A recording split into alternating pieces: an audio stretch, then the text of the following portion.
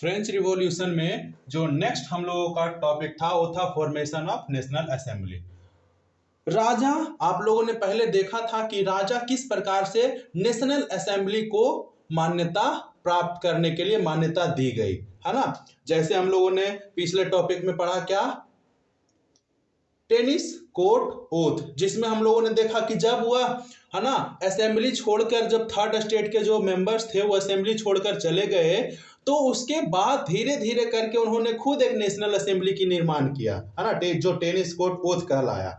उसके बाद जगह जगह यह विद्रोह फैलना शुरू हो गया, लोगों में दहशत बन गई, लोगों में ऐसा र्यूमर्स फैलना शुरू किया कि किसानों के लिए जो कौन थे, जमींदार लोग थे या बहुत सारे जो सामंत थे, वो लठैत बुला रहा है, डाकुओं का ग्रुप बुला रहा है जो कि हमारी खड़ी फसलों को नुकसान पहुंचाएगा, है ना। जिसके कारण उन किसानों में इतनी ज्यादा विद्रोह की भावना उत्पन्न हो गई कि वो जो जमींदार थे उनके खेत, है ना, जो अनाज के गोदाम थे उसको लूट लिया गया, जो कर लगाने का, टैक्स लगाने का जो दस्तावेज थे, डॉक्यूमेंट्स रखे हुए थे, उनको भी लूट लिया गया, जला दिया गया, फाड़ दिया गया, है ना। यानी कि सभी चीजों को तहस नहस कर दिया गया।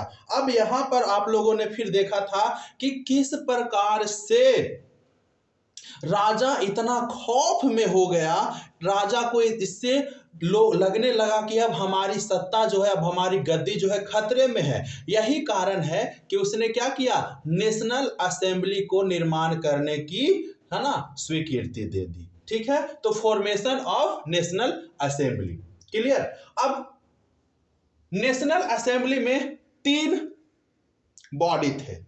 कौन कौन? पहला बॉडी था जुडिशरी, दूसरा एग्जीक्यूटिव और तीसरा लेजिस्लेचर, है ना।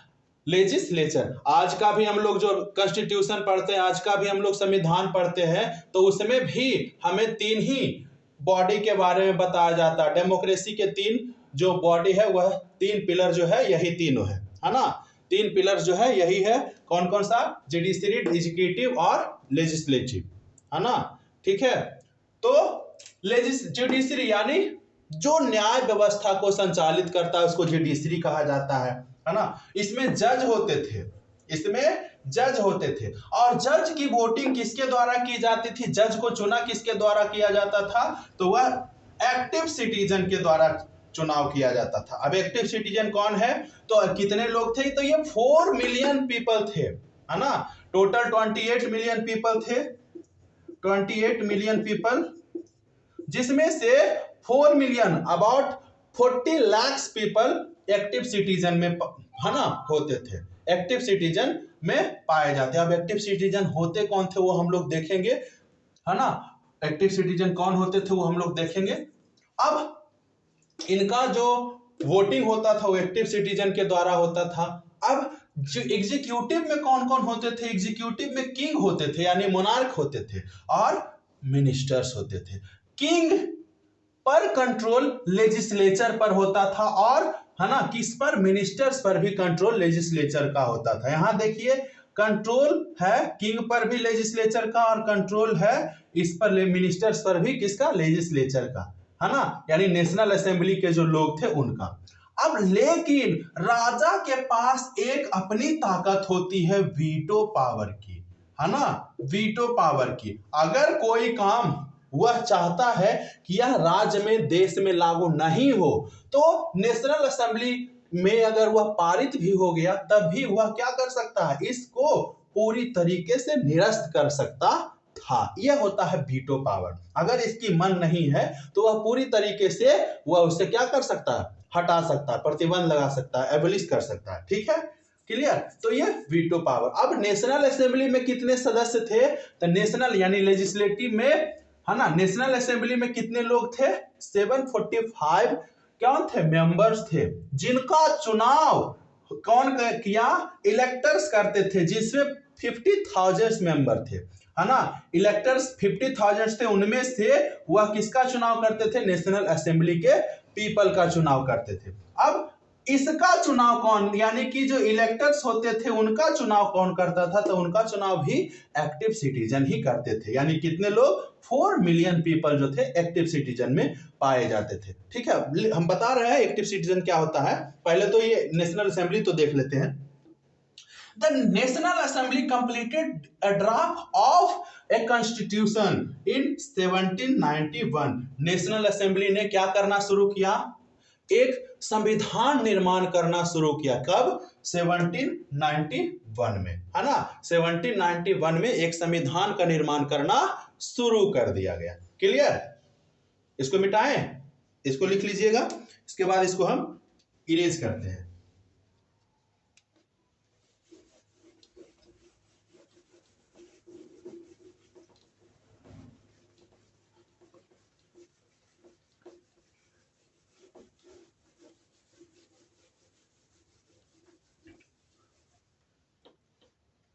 द पावर इज डिवाइडेड, क्या लिखेंगे, the power is divided into three, है ना, into 3 category, to limit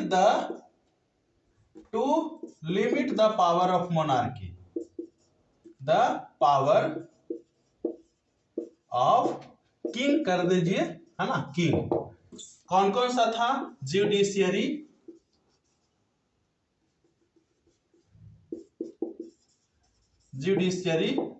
comma executive and legislature. Clear.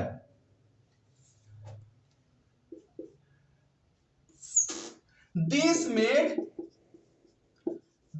Made France क्या बना दिया, a democratic country, democratic republic, क्या बनाया, रिपब्लिक बना दिया। क्या, जिसमें कि जुडिशरी, एग्जीक्यूटिव और लेजिस्लेटर की जब स्थापना हो गई तो यह फ्रांस भी एक डेमोक्रेटिक कंट्री बन गया, है ना, डेमोक्रेटिक कंट्री बन गया।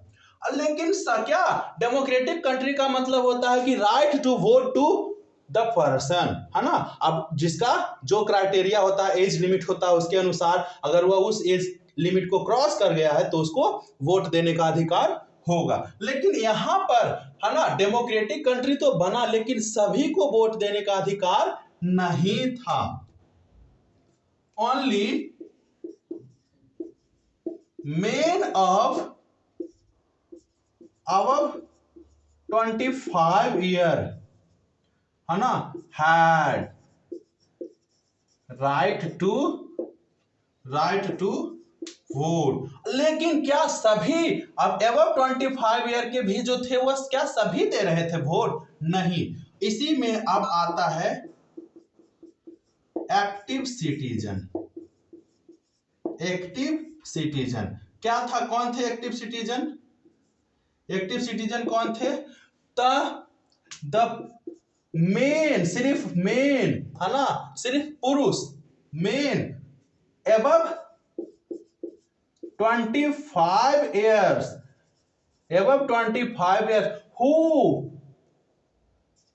who paid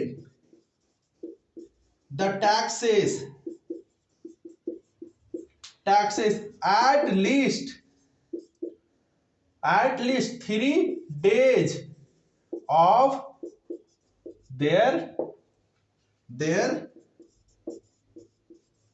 liberal wages, है ना। एक्टिव सिटीजन कौन होते थे, ऐसे पुरुष जो 25 साल या उससे अधिक के हो और साथ ही साथ वह अपना 3 दिन का वेतन जो है वह टैक्स के रूप में सरकार को अदा करता है, टैक्स के रूप में सरकार को देता है, वही एक्टिव सिटीजन कहलाता है ना। कौन, सिर्फ मेन, पुरुष में ही, महिलाओं को, बच्चों को इससे वंचित रखा गया था, है ना।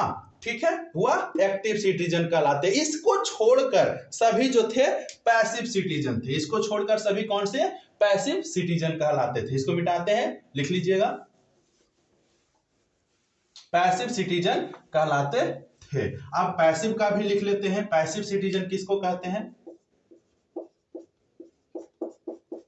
पैसिव सिटीजन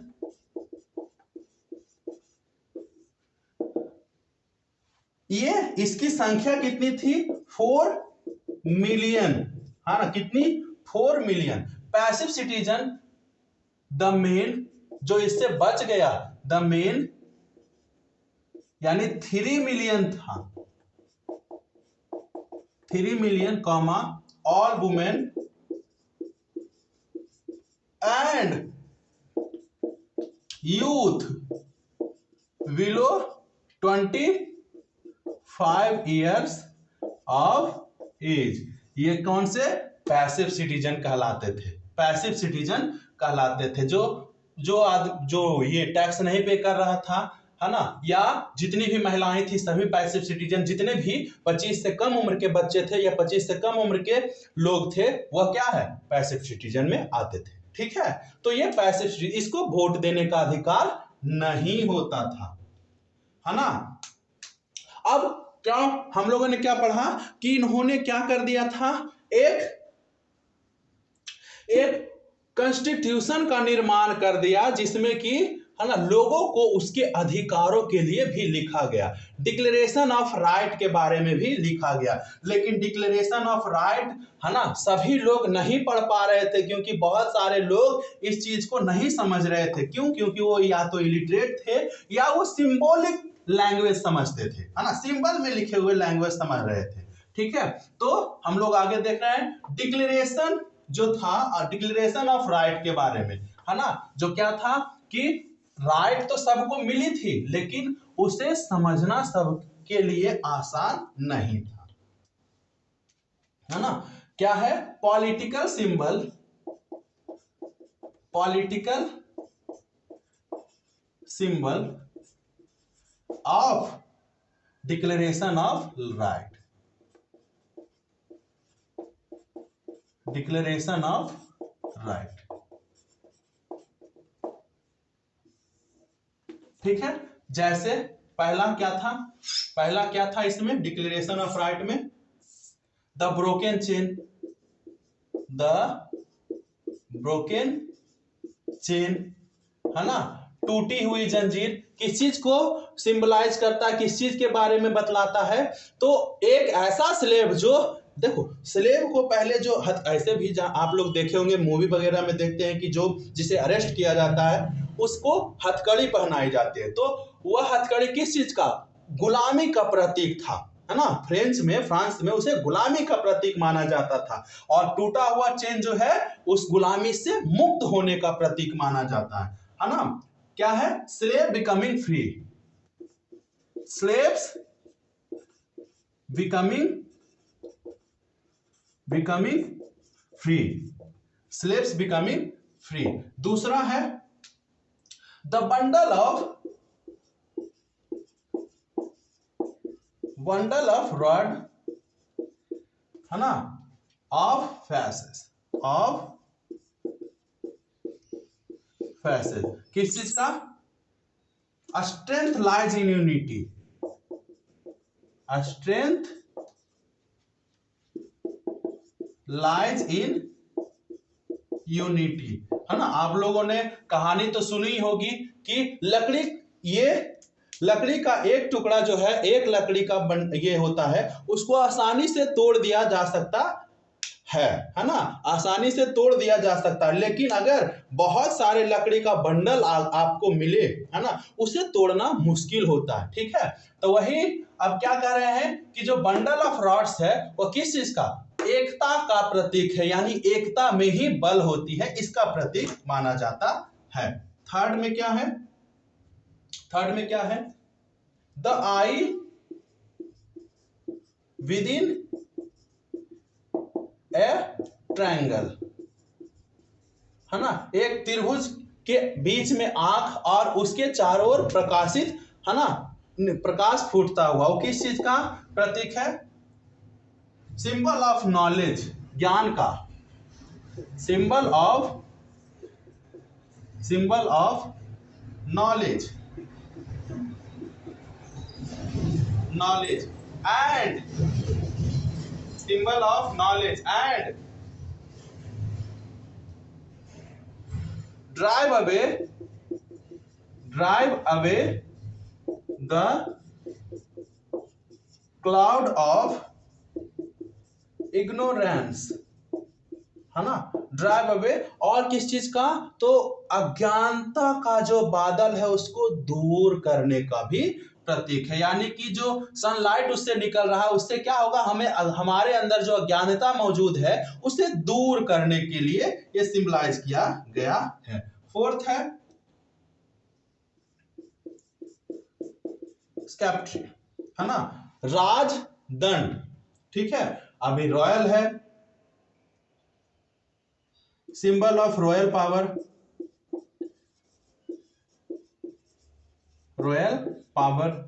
है ना। राजदंड इसको कहते हैं, एक राजा को जब उसको अपने उत्तराधिकारी को ये दिया जाता है ना, ये राजदंड होते हैं, symbol of royal power. Snake biting his tail, snake biting his tail, snake biting his tail to form a ring, to form a ring, है ना। सांप अपने ही पूंछ को एक रिंग के फॉर्म में काट रहा है, यानी कि इसका ना तो आदि है और ना ही अंत है, तो इसका किस चीज का प्रतीक है? Symbol of eternity, symbol of eternity, है ना। ठीक है, सनातनता का प्रतीक है, यानी कि यह ना तो, है ना, ये इसका ना तो आदि है यानी शुरुआत है, ना ही इसका अंत है यानी कभी ना मरेगा, है ना। ईटीसी कर दो, और भी बहुत सारे सिंबल थे, तो ये सब इसके चिन्ह है और इसका क्या है, ये प्रतीक है। ठीक है, क्लियर। इसको मिटाते हैं, इसको मिटाते हैं।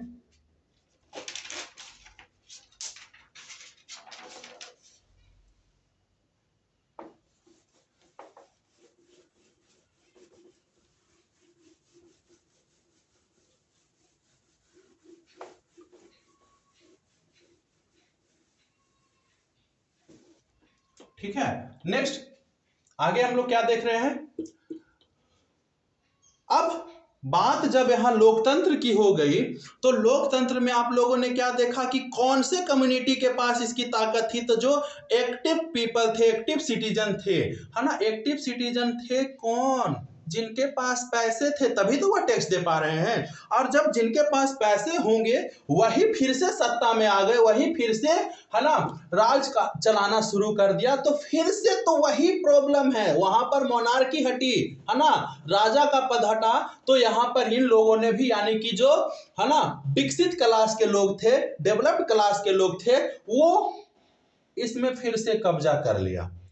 लेकिन फिर से आम पब्लिक के लिए वही नीति आना शुरू हो गया, तो कुछ कुछ क्लब इसका विरोध करना शुरू कर दिया। उस क्लब में लोग जुड़ना शुरू कर दिए। कौन लोग जुड़ना शुरू कर दिए? तो जो लोग छोटे तबके के लोग थे, है ना, जिनका किसी भी प्रकार से, है ना, समाज में उसकी स्थिति अच्छी नहीं थी, वो लोग इनसे जुड़ना शुरू कर दिए। उन्हीं में से, है ना, उन्हीं में से कुछ सक्रिय क्लब के बारे में हम लोग देख रहे हैं। कुछ महिलाओं ने भी क्लब बनाया, और सबसे जो ज्यादा फेमस क्लब हुआ, क्लब मतलब कौन सा? जो सरकार की नीतियों, है ना, उसके प्लान के बारे में चर्चा करता था, वो क्लब कहलाते थे उस समय, है ना। जिसमें बहुत सारे लोग एक जगह एकत्र होकर बैठते थे और वही कुछ सरकार की गतिविधि का विचार विमर्श करते थे, वह क्लब्स कहलाए। तो इसमें सबसे पहला, या कह लो सबसे पॉपुलर या सबसे सक्सेसफुल क्लब जो था, जैकोबिन क्लब था, है ना। तो उसके बारे में हम लोग देखते हैं, जैकोबिन क्लब, जैकोबिन क्लब क्या लिखेंगे? some clubs were formed to discuss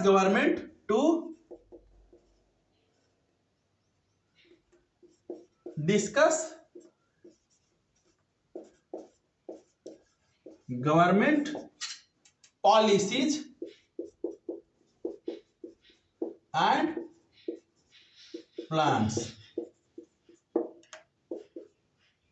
The most successful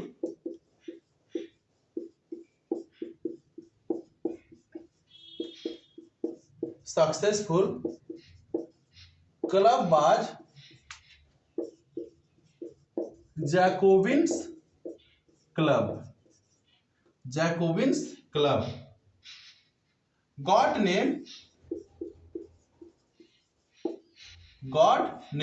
by Saint Jacob of Paris, है ना, पेरिस, ठीक है। The leader of Jacobins club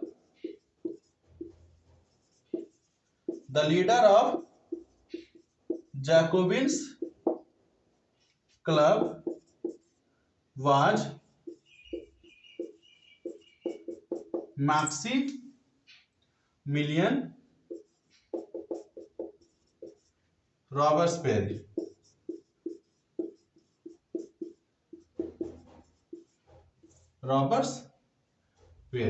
है ना, ठीक है। यानी कि उसमें सबसे जो सक्सेसफुल क्लब था कौन था? जैकोबिन क्लब, और इसके जो लीडर थे, है ना, मैक्सिमिलियन रॉबespierre थे, अब the people of this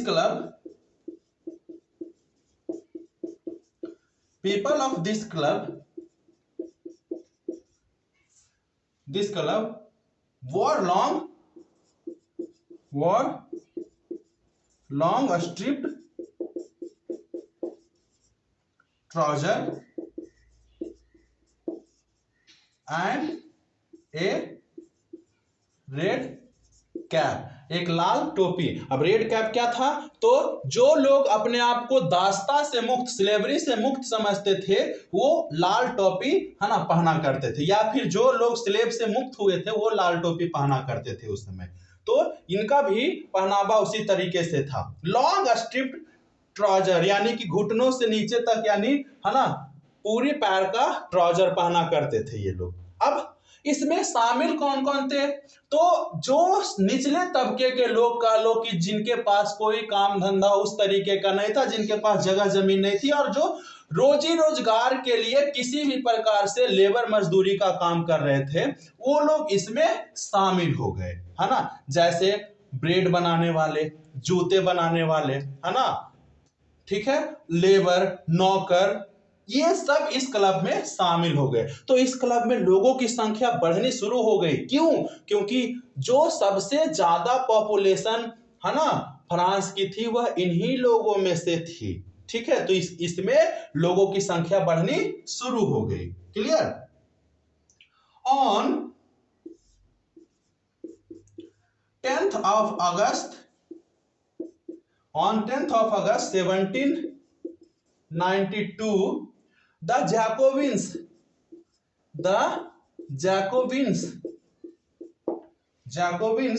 stormed the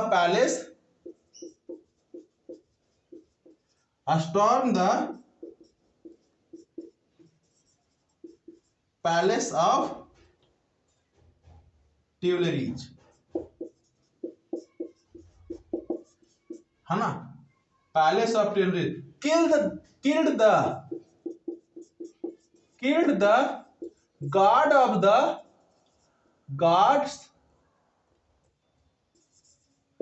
of king and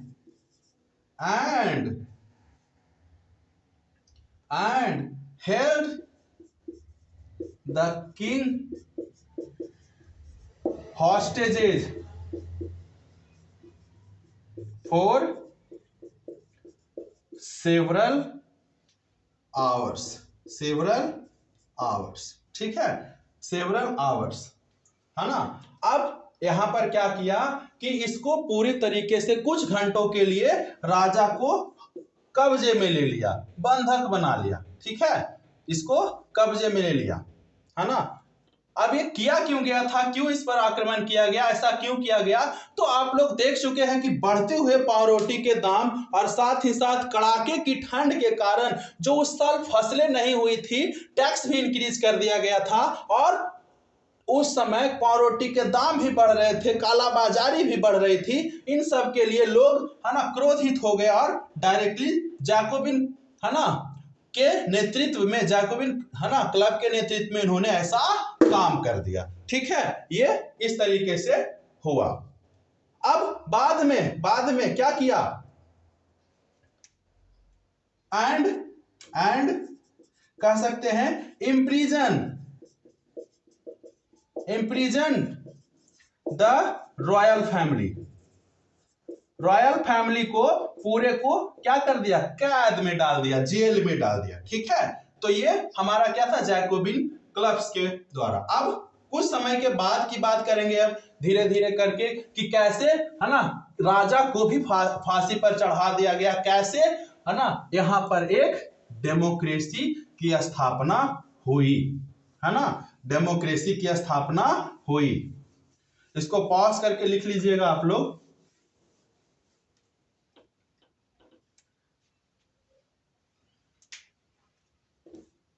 election, अब कुछ समय के बाद इलेक्शन हुआ, है ना, election where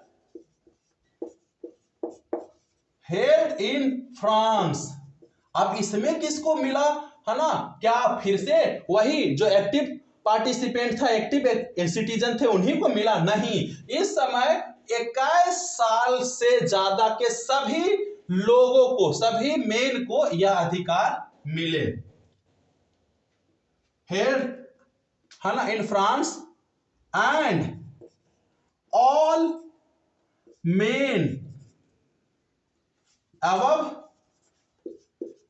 21 year have right to vote, right to vote, vote देने का अधिकार हो गया। Clear? On 21 September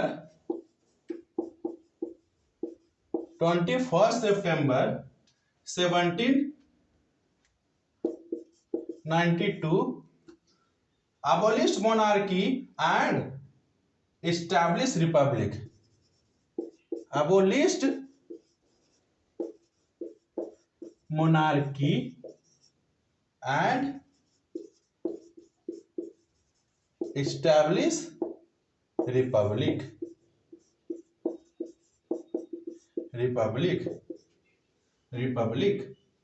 Louis 16th, where Louis 16 was sentenced to death for, sentenced to death, है ना, for the charge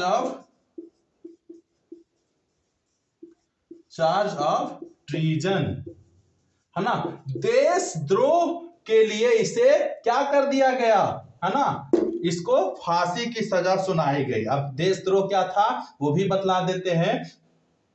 तो जब इसने, है ना, जब लुईस 16 ने क्या किया, यहां पर नेशनल असेंबली की फॉर्मेशन की घोषणा कर दी, साथ ही साथ उसने गुप्त तरीके से पर्सिया के साथ, प्रूसिया के साथ, है ना, संधि कर ली, वहां के राजा के साथ संधि कर ली कि आप फ्रांस की गतिविधियों को ध्यान में रखिएगा और हमें सहायता करते रहिएगा, ठीक है। अब कुछ समय के बाद लोगों को जब यह पता चला, है ना, नेशनल असेंबली के लोगों को, तो उसने ऑस्ट्रिया और पर्सिया के खिलाफ युद्ध की घोषणा कर दी, और यही कारण था कि इस पर देशद्रोह चलाया गया, है ना, देशद्रोह चलाया गया। ठीक, on 21 January 1793 Louis XVI was executed publicly, है ना, and after some time